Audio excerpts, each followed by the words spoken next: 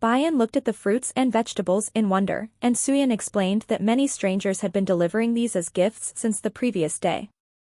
And what's more, the number of people visiting the inn increased as well, and it appeared the reason for this was to gaze upon Bayan. Suyin was confident that the visitors were there to congratulate Bayan on a job well done. Bayan recognized their attire and realized that these men were the many guards appointed by Dan who resided in the village. They laughed loudly, their joy filled the air, and one called out to Granny for more drink, but Granny quickly scolded the men for ordering an elder and a blind one at that and told him where to find more drink. With the many customers, Granny requested Magwa to call on the village women for assistance. Granny looked at Bayan tenderly as she said that she would serve Bayan with a meal soon. But Bayan urged her to take a rest, afraid she would hurt herself with overwork. She stood up, ready to escort Granny to her room, and Granny praised her for her heart of gold. Granny insisted that she would be fine, and asked Bayan if she could help by keeping an eye on the men. A flushed-faced Gerang caught sight of Bayan and offered her a drink with them, which she did not refuse. She did not receive one drink as an offer, but every man at the table offered her one, and soon they bickered about whose cup she would accept. Worried that they would get her drunk since they assumed Bayan had little experience with alcohol. But soon the theory was thrown out the window when she drank not one but 3 cups of liquor. Their eyes rounded in shock, and she explained that while she hadn't much experience with alcohol, she knew she could not get drunk since drugs didn't work on her. She'd assumed the same for liquor. And when they heard that she could not get drunk, they devised the plan amongst themselves, and soon they decided on a drinking contest, with a bet included. To make it even, she would compete against all of them, and she wondered why they would go so far as to place a wager, so she asked, "What's the catch?" But their actions next surprised her. They all bowed, and Gerang explained that soon her own special Muko would be formed, and so he requested if they won, would she kindly accept them as her guards. And that was their greatest wish. They appealed to her directly, since they knew that technically, they would not even qualify since they had not properly been educated. And serving as the Hagi's guard was one of the most noble acts to a soldier. And while this was not particularly important to them, it was only because Her Highness was most precious to them. But Bayan was sure this decision was under the Emperor's jurisdiction. But they were sure she could convince His Majesty, for all she had to do was simply mention them when the topic was brought up. And so Bayan accepted all as she explained the contest would end once one side gave in. But for all their confidence, it was not much of a challenge for Bayan. She was indeed the last man standing, or woman in this case. Gerang raised his glass with a trembling hand, and spoke almost incoherently, as he stated, "We can keep going." But she humored him as she stated that she was too full to continue, and he slumped over in relief. The little competition had attracted quite a few eyes, and she turned to them with a smile as she requested, in exchange for entertainment, to kindly escort the men back to their rooms. The crowd smiled sheepishly and did as she asked. And soon she called out to Granny as she stated, "I'm hungry." The next morning, the inn was quite lively, as Granny chewed them out for sleeping in. But all that noise was ignored as usual by Karen, and she sat, brushed to paper at the table. She sighed at the antics, but Bayan soon questioned her disappearance the previous day, and Karen stated that she finally booked a carriage for departure as she'd struggled to obtain one due to the examination, and she would be departing today. Bayan wondered if she could stay just a few more days since the ceremony would be in 2 days' time, but Karen could not because she was running late. "Congratulations on getting the highest score," Karen said, but Bayan knew she couldn't have done it without her help. "Not one for being humble," Karen stated. "I know," and Bayan told her in response, "Pride goes before a fall." And as usual, Karen got the last word in, as she stated, "And too much humility is pride." She shouted out in annoyance, and Karen laughed at her expression. Bayan requested that Karen write to her in great detail about all that happened to Karen, and she wanted to know why Bayan would want to know such mundane things. With a smile, she told Karen that, of course, she'd want to know how her friend was doing, and so she would formally invite Karen to the palace so until then they would communicate through letters. Karen's smile was strained, for she knew that the emperor's consort could not exchange private correspondence with a royal of another country. And so she explained that since they were both royalty, all letters between them would be regarded as official documents, and because these documents were recorded, they couldn't include personal information. Bayan insisted that it would be fine, but Karen refused. She was sure they could build a good relationship between both countries, and this would be a starting point for them. Karen knew that the kingdom of Rayon slowly withered away because of its stance to stay secluded, and suddenly, her eyes brightened as an idea came to mind. When she returned to her kingdom, she would write to Bayan regularly, and once Bayan was promoted to Hagi, she would invite Karen back, but she would address the invite to Karahan and not Karen. Bayan wondered who was Karahan, and he stated with a smile, "That would be me." Bayan stated that name was masculine, but Karahan teased her as he played oblivious to her unmentioned accusation. Bayan recalled Granny's words, and now she knew that Granny was right to have her suspicions. Karahan questioned if Bayan had been at his door the night his attendant returned, but no, it was not her. Karahan smiled in relief, and with that, he rose from his chair. He wished her well, and Bayan was surprised to find that he would be leaving at this very moment. And after making a fuss, Bayan grabbed at his sleeve as she announced that she would at least accompany him to the carriage. But Karahan pointed, and she looked to see a furious Suyan standing behind her. She quickly rephrased, as she stated she would take Karahan to the door and no further. And when she whispered to Karahan to make up an excuse as she wanted to walk him to the main road, his only response was to gently scoot her in Suyan's direction. He walked off, ignoring Bayan's cries to be saved from an angry Suyan. And as she watched his lone figure, Bayan couldn't help but wonder if they would ever meet again. Once inside, Suyan mentioned that she'd overheard a respectable lady had been drinking and gambling with men the previous night. Bayan looked away nervously as she stated that they'd only placed one bet, but Suyan pointed out that nonetheless, betting was a form of gambling. Suyan blew up on Bayan as she lectured her lady about her soon-to-be position in society and, as such, her behavior. Bayan was not to blame for last night's activities, and Suyan promised that those ruffians would get a dose of her scolding too. The next day, Bayan watched the black wraiths in disbelief as they chattered away, their good mood visible, and she wondered if Suyan had already chastised them. Gairang wanted to plan their rotations since they would be Bayan's guard, and Bayan was perplexed at their confidence since she hadn't yet mentioned a word of it to Dan. Once again, upon seeing Bayan, Gairang invited Bayan for a drink, but she stated that if she shared a drink with them, Suyan might behead the men in a rage. The men had had a taste of Suyan's wrath and decided to heed Bayan's words. They wished Bayan a restful slumber, and Bayan warned them not to drink too much lest they want to experience Granny's anger once again. And in her quiet room, Bayan let out a sigh, feeling the weight of loneliness seep into her skin. Before she could think any more on the matter, a familiar scent permeated the air.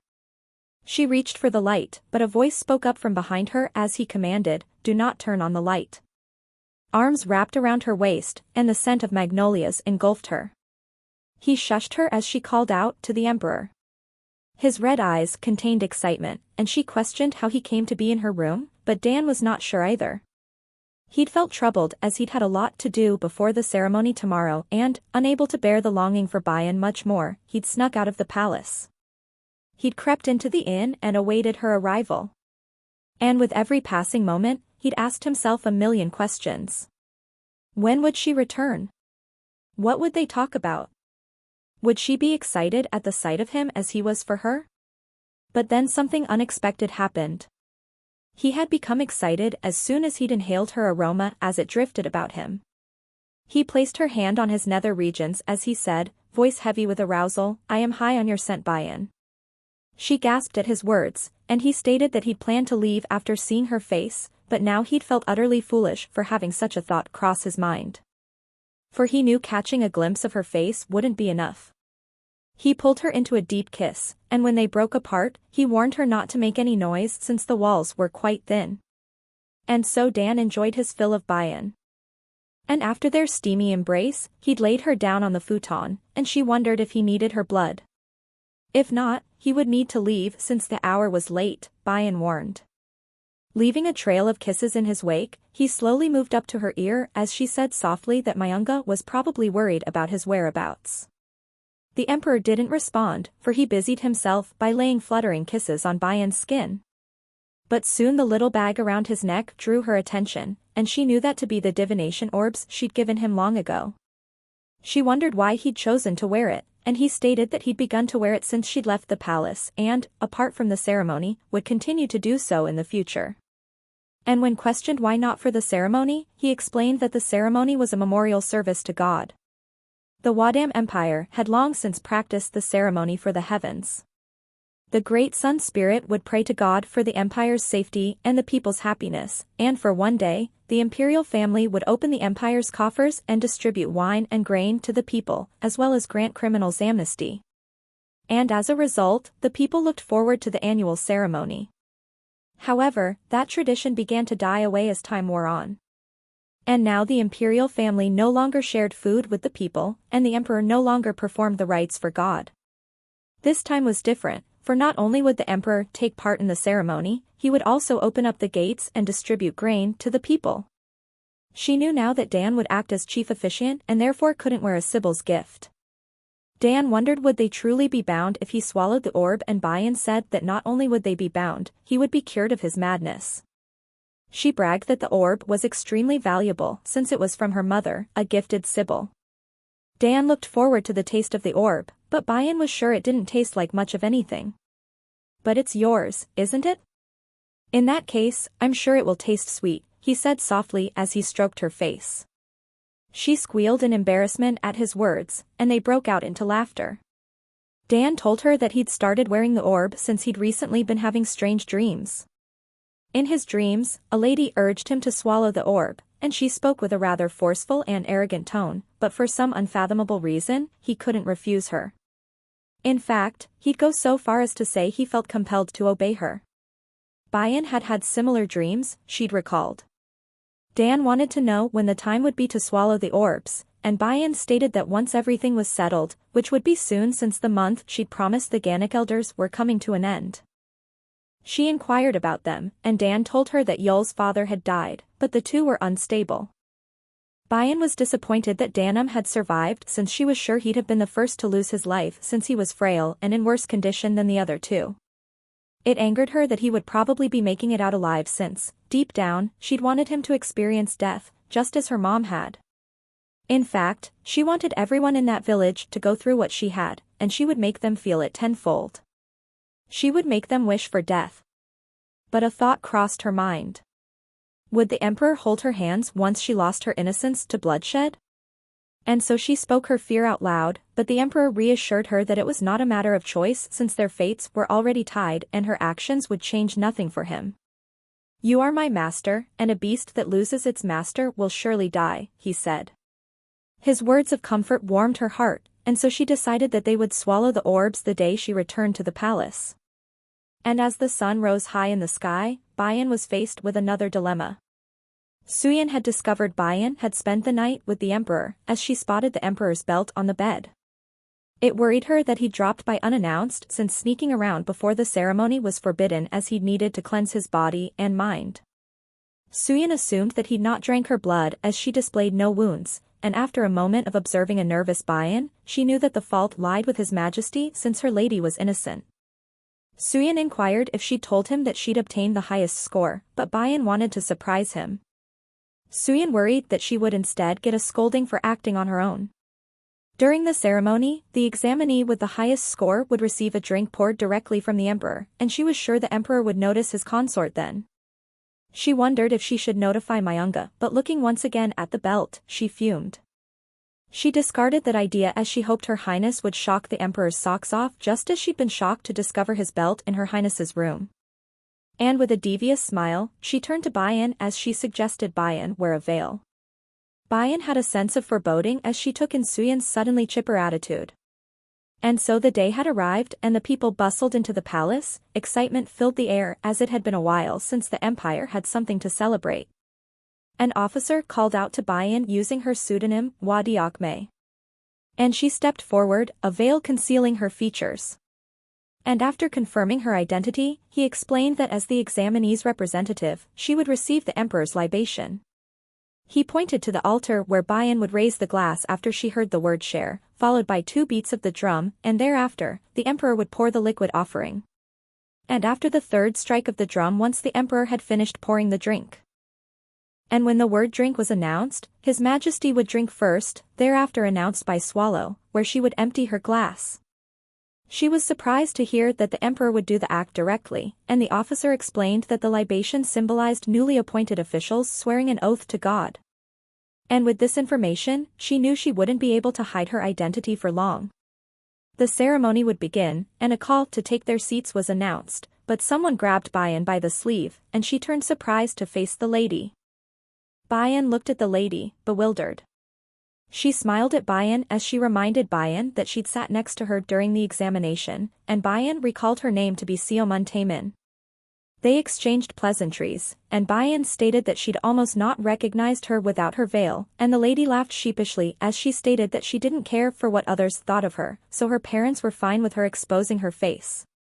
Bayan came to the conclusion that her parents were very open-minded, but Seomuntaemin told her that it was quite the contrary. Her parents were from the countryside, so they were very conservative, and they'd actually had no idea why she'd come to the palace, and they'd assumed that she came to the palace to be a palace lady.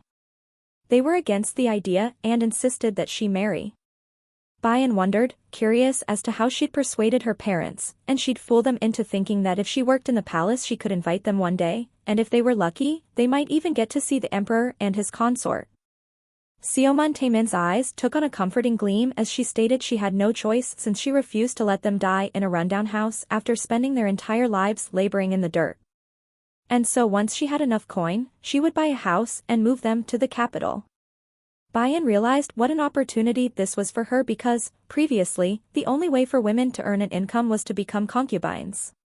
Bayan smiled as she stated that Seomuntaemin might actually meet the emperor and his consort, but Seomuntaemin didn't take her words to heart. And so with the beating of the drum, the ceremony had begun.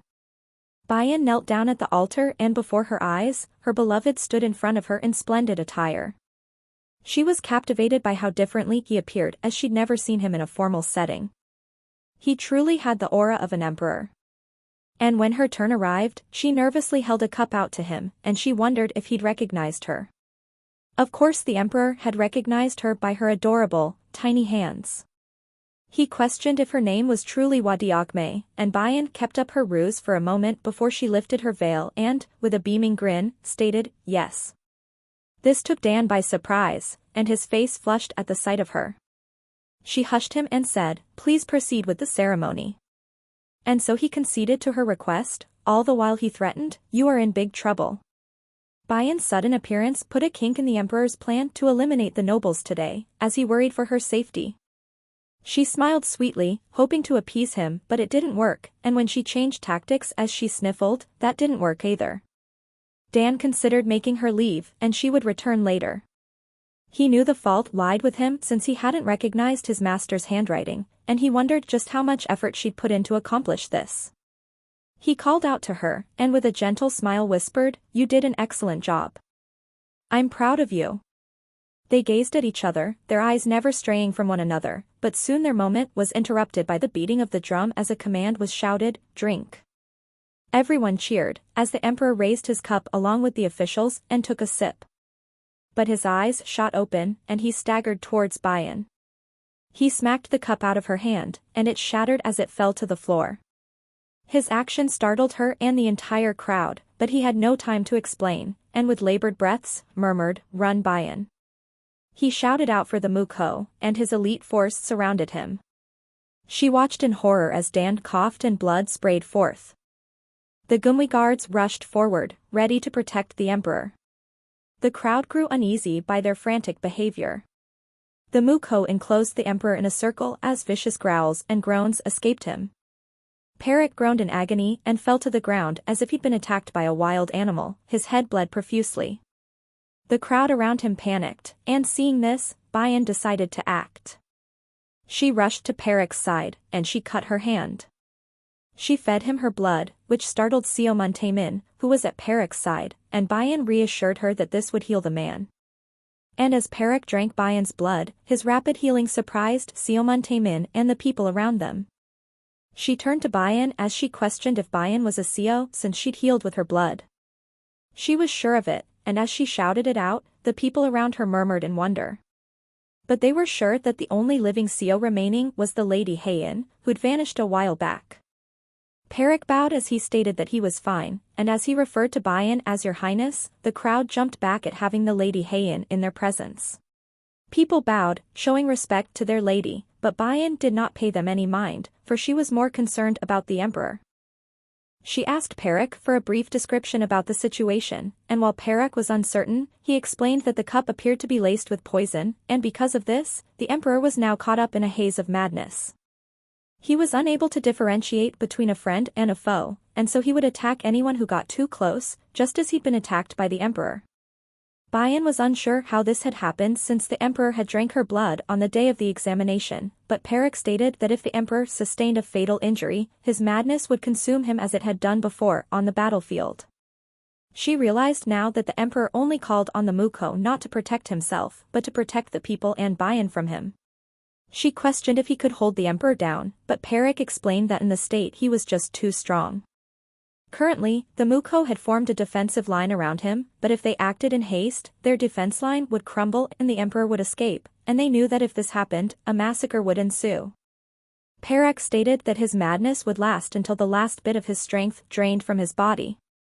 And they could heal his external injuries once his madness had passed. She questioned what of the poison though, and Perek's silence spoke volumes.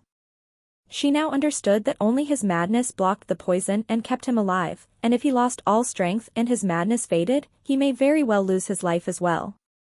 She couldn't fathom that just a couple of moments ago, they were happy, and now everything was about to fall apart. But with a determined gleam in her eyes she called out for Myunga. He rushed forward, and the Lady Heian gave her orders. She told Myunga that a group of traitors might be among the people, and so he was to enlist the help of the Black Wraiths hiding amongst the crowd to weed out the rebels. He was then to announce that there would be a delay and provide food for everyone. As His Majesty's trusted advisor, he was not to show his desire to kill or create panic since a vast majority were good people who had come to see the emperor. Next, she turned to the group of civil servants who had passed the exam, and now the time had come to prove their worth. They were to go forward and assist when necessary. She spoke with a decisive voice, as she told Myunga that if the emperor looked better to proceed with the ceremony since those who had harmed the emperor would have undoubtedly planned their next move. And to foil their plans, they were to show the people that the emperor was unbreakable. He was also to arrest everyone in the ceremony's preparations right away since the perpetrator was most likely aware that causing a fatal injury would have set off the emperor's madness. And her next words were ominous as she spoke. Furthermore, if His Majesty doesn't recall what happened and I don't wake up for a long time, please let him know that I am okay, she said. Myunga now understood that Her Highness intended to save the emperor herself. He would drink her blood and be cured of both poison and madness, however, in the state he was in, her life was not guaranteed. He respected her wish, and he bowed to his Lady Heian as he said, I hear and obey. But a frantic voice called out to Bayan as he grabbed her arm and shouted for her not to heal the emperor. And that voice belonged to none other than Prince Karahan. He appeared to be out of breath, as if he'd ran quite a distance. She stared at him for a moment and then bowed in greeting as she stated that while he'd been lovely before, he looked much more natural and handsome now. But Karahan couldn't understand how she remained calm after hearing his voice and seeing his appearance. He wondered if she knew for a while now that he'd been a man disguised as a woman. But that was not important, and so he insisted once again, you must not heal him. And at their questioning gazes, he explained that the poison that infected the emperor would also harm her, and she would die from it. But she reassured him that she had strong self-healing abilities. But Karahan knew better as he knew the children of God had the ability to render Seo's self-healing abilities ineffective. And so her healing powers would be temporarily depleted after the emperor drinks her blood, and Myunga knew now that Her Highness had intended to sacrifice herself in order to save the emperor. She sighed, and after a moment turned to look at the emperor, her beloved, as he struggled with his madness. And so she knew that her self-healing abilities would fail whenever the emperor drank her blood, and she told them that the only way for the emperor to escape his punishment was by taking her life with his own hands. Her words stunned Karahan, for how had she known? And she explained one night, she'd overheard him and his attendant talking about what God's true punishment was and how to escape it. He realized now that Bayan had lied to him when he'd questioned her, and he wondered why. And the simplest answer she could give was that she'd wish to avoid that fate. She thought she too could have a happily ever after, and she did not want to give up her happiness either. But it seemed that no matter how hard she tried, she could not escape the fate that God had bestowed upon her. Karahan knew that she was now resolute in her decision, and so he begged her to change her mind. "Don't you wish to live?" he questioned.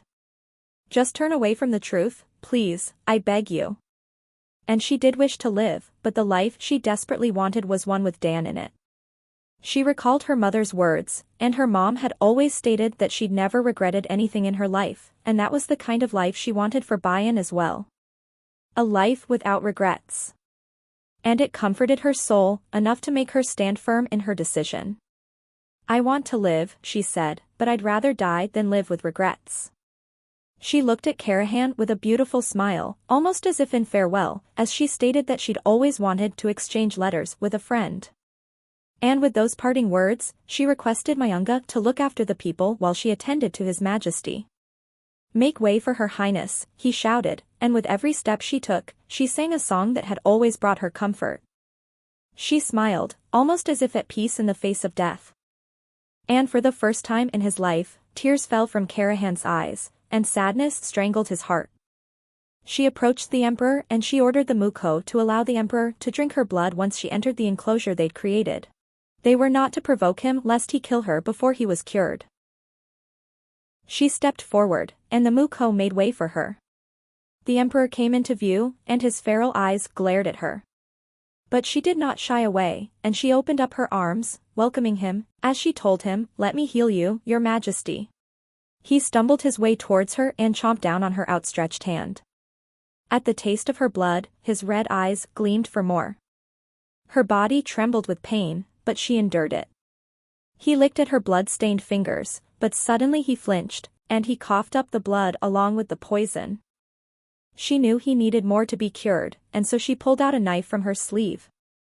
At the sight of the knife, the emperor shuffled back cautiously, but she assured him that she would not attack him. And so she sliced her neck open, and blood gushed from the wound. The emperor's thirst grew, as the sweet scent of her blood suffused the air around them. He rushed forward and sunk his teeth into her skin, and so he began to drink from her neck in large gulps. She cried out from the pain but didn't pull away. Tears fell from her hollow eyes as she uttered out brokenly, "I'm all right, so please hurry." The emperor felt weightless, almost as if he'd been relieved of all his burdens.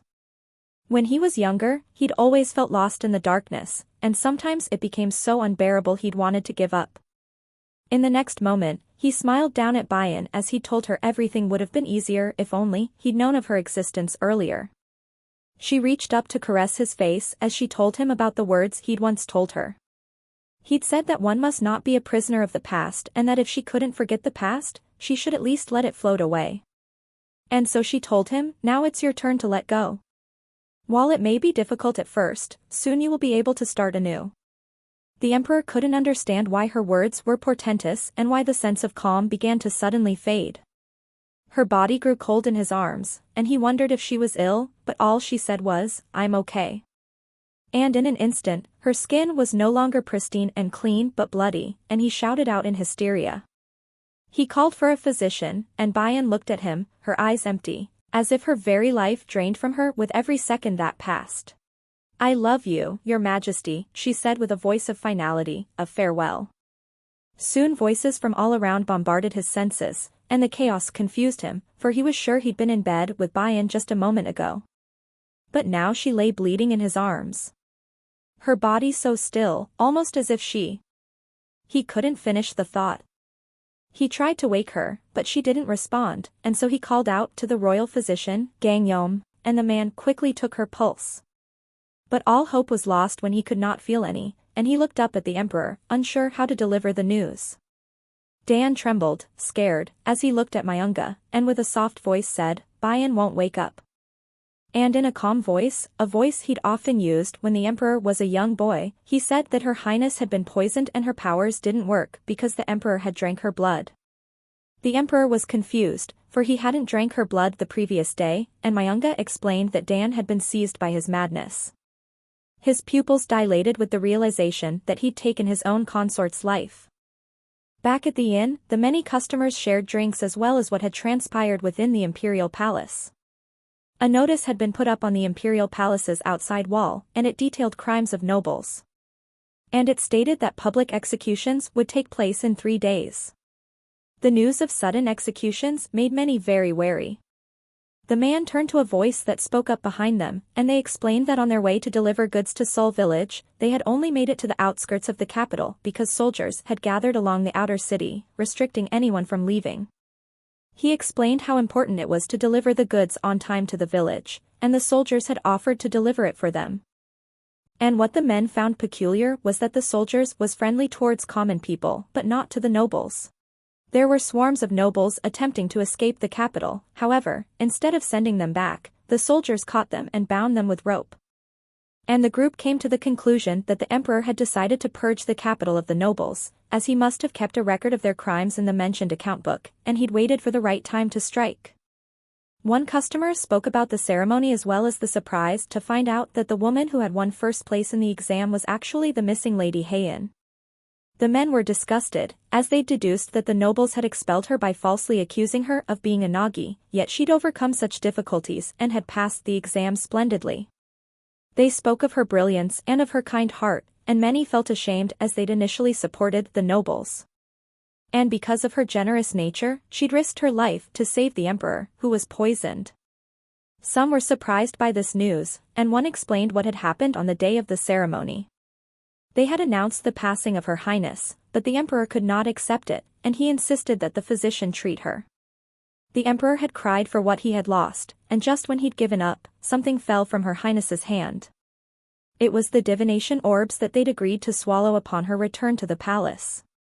And as he placed the orb to her lips, he prayed to every divine being that it would bring her back to life. But when nothing happened and she still lay lifeless in his arms, the emperor shouted out to the heavens, begging for her return. Mayanga tried to pry Bayan's lifeless frame away from him, but the emperor wouldn't let go. He hugged her body close to him, and broken sobs escaped his lips. And Mayanga told the emperor that if the imperial physician was to treat Her Highness, he must let go of her. They would take her pulse once again and prepare herbal remedies. A wave of relief washed over him, believing that she was not dead, for she would never abandon him, and he ordered the physician to take her pulse once again. Gangyeon performed the action, but he knew it was futile and only did so to calm the emperor. But soon he jumped back in fright, for how is this possible? And just then, little puffs of air escaped Bayan's lips. The nobles were executed for 7 days and nights. Those who had a hand in the emperor's assassination were hung in the streets, where the common people assaulted them with stones and insults. They were subjected to extreme heat and dehydration, and after 3 days, they were quartered in front of everyone. The nobles who did not take part in the conspiracy were tortured and beheaded based on the severity of their crimes. For days, the empire witnessed a procession of carts loaded with corpses. Those who had passed the merit-based appointment exam filled the vacant seats of the executed nobles. And while they made numerous mistakes, the scholars trusted and helped them grow into reliable officials. Juhil sifted through some documents, pleased to find no appeals regarding the new officials. Previously, scholars and intellectuals would have made many appeals, but it seemed they decided to give the younglings a chance. He inquired after the emperor's health, and the man told him that he'd eaten a small portion after Juhil's insistence. He sighed as he entered the emperor's chambers to find the emperor sat at Bayan's bedside. She had been in a coma for 20 days after her wounds miraculously healed. Everyone held on to the ray of hope that Her Highness would soon awaken, but no matter how many days passed, she did not. And the longer they waited, the more the emperor seemed to change. He could not bear to leave Her Highness's side, so he did all his work by her bedside. And after working all day, he would lie down beside her and close his eyes. He would pass out from exhaustion, only to startle awake, and would once again check her heartbeat. And upon hearing the sound of her heart, he would sigh in relief, as if the sound itself calmed him. He did not neglect imperial affairs as he worked diligently to get the nation back in order, but that only worried Juhil all the more. He called out to his aide and said, "I grant the office of Tayin to Bayan, the Lady Heian." Juhil bowed in acknowledgement, but the emperor did not pay him any attention. Dan stroked Bayan's cheek as he congratulated her on her new title. He inquired about the new government officials, and Juhil stated that while they fumbled around, they were settling in quite quickly, and so the emperor would give them their first order. They were to plan preventive measures for the impending snowfall and to report back to him. He ordered his aide to leave, and after one last worried glance at the emperor, Juhil walked out. Dan stroked her face gently, and he wondered why she did not wake. And so he admitted to himself his one true fear: what if Bayan never opened her eyes again? He looked at his hands, aware enough to acknowledge that he was slowly withering away, and he wondered how long he would last. He was certain it was long enough until he could no longer hear her breathing. He clipped her nails, taking care of her grooming, and he imagined her reaction as he did so. She would break out into loud laughter as she begged him to stop. He imagined clasping her body to his, and after she let out a squeal, they would share a kiss. But when he opened his eyes again, he found himself hovering over her prone body, and misery consumed him once again. He pulled the divination orb from the little bag around his neck and swallowed it. She had once said that it would bind them together forever, and if so, he now hoped that they would take their last breaths together. His eyes sprung open at the pain, as if something seeped within his body, and it burned. Red, almost transparent chains encircled him. His eyes grew heavy, and soon his body slumped forward, unconscious as her name left his lips once again. She looked back as she heard her name, but no one was there. She sat near the edge, her feet in the pool of water, and she focused on it as it splashed about. A voice spoke up behind her, and it said, "Who granted you permission to be here?" She shouted, ecstatic at the sight of her mom. She rushed forward, but her mother repeated her question. "The living must not spend too much time here," she said. "There is no need to wallow in self-pity, so return to where you belong." But her mom's words only confused her, for where was she supposed to go? And just as the thought crossed her mind, she felt excruciating pain, as the memories rushed forward. She died by his hands, and the pain of death was nothing compared to the agony of staring into his cold eyes, immersed in madness, as he had been unable to recognize her. And so she told her mom that she'd wanted to live happily with him even if that meant passing the madness on to their child. So she'd struggled to make up her mind, but she did, and now she couldn't go back. He was finally freed from his madness, and she refused to take that away from him. Her mom sighed as she asked, "Are you done weeping now, child?" She told Bayan that if she didn't leave, her next stop would be hell. Her words worried Bayan, and she explained that Bayan would be responsible for the deaths of 3 people, so how could she bring a murderer to where she was going? Bayan couldn't figure out her cryptic words, and her mom said that first there was the child that she carried. Her words surprised Bayan, for she believed she could never have a child because of her self-healing abilities, but her mom told Bayan that was utter nonsense since the Seo clan maintained their lineage and the child she carried was a Seo. She'd also survive thanks to her child's self-healing abilities and not her own. Her mom scolded her because her child worked so hard to save Bayan, and now she was on the verge of taking that child's life, and her partner. Once again, her mom's words confused her, for Bayan knew she actually saved Dan, so why would he be dying now? Her mom said that he'd swallowed the orb, and so he was connected to her. If she were to die, so would he. Her mom kneeled near the pool of water, and in its reflection, Bayan saw Dan as he held her sleeping form in the bath. He cried as he begged her to stay with him, to not abandon him. Bayan fell to the ground as sorrow engulfed her at the sight of him. She couldn't understand why he was in such a state, and when she turned to question her mom about the orbs, her mom explained that their souls were bound together. She had also gone into his dreams and urged him to swallow the orb, glad that he listened to her. Bayan gazed at the pool of water, at Dan, indecisive now. To see him, who once shined bright like the sun, now reduced to tears as he died slowly from solitude and despair, and it broke Bayan's heart. And so, with her mind made up, she turned to her mom and said her final goodbye. She knew her mom always had leftovers because she wanted to make sure Bayan was fed, and she apologized for not realizing it sooner. But there was something more important that she'd wanted to say to her mom. "I love you so much, all the way to the moon and back." With every word she spoke, tears fell from her eyes. Her mom smiled, a beautiful smile, a peaceful smile as she said, "If you love me that much, you will listen to what I say. Open your eyes, Bayan, for that is my final wish for you." And with those words, Bayan now realized why her mom had urged her in her dreams to always wake up. It was all for this moment. She stepped forward into her mom's embrace, for one last time, and her mom patted her gently on her back as she'd done many times before. "I do not regret the things I have done," she said, "and I hope you won't regret this either." And with those parting words, Bayan knew that it was time to return to where she was supposed to be. Dan held Bayan in the bath, and the pain consumed him since he'd swallowed the orb. But the pain didn't bother him, for he held a great fear in his heart. That this pain was a sign that Bayan was dying. And so he cried and begged for her return, feeling defeated. He clasped his hand over his eyes, hoping to stem the tears, but it wouldn't stop. At the light touch on his hand, and the sight of Bayan's big chocolate-brown eyes looking up at him, stole his breath. She took his hand and placed it on her chest as she questioned, "Why have you lost so much weight? You look so frail, Your Majesty." She smiled up at him as she teased that she would not heal him since the last time hurt too much. He pulled her body into a tight hug, and he wailed, "My master, I adore you. I love you so much. Please don't abandon me, you can't." But her next words almost knocked him unconscious, as she told him that she was expecting his child. He pulled back, his eyes rounding in surprise, and she touched her belly as she told him that she carried his child inside of her.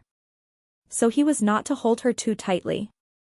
But he did not heed her words, for he squeezed her in a tight hug once again. His trembling body stopped any joke from leaving her lips, and instead she assured him that she would not abandon him again. For the day they left this world, they would leave it at the same time. She looked up at him, her eyes glistening with tears, and in its chocolate-brown depths, reflected the love she felt for him as she spoke of her greed. "Your joy, sadness, pain, love, and even your last breath, please give me your everything, Your Majesty." He held her body snugly to his, her embrace warm, for he was all hers until their final moments in this life.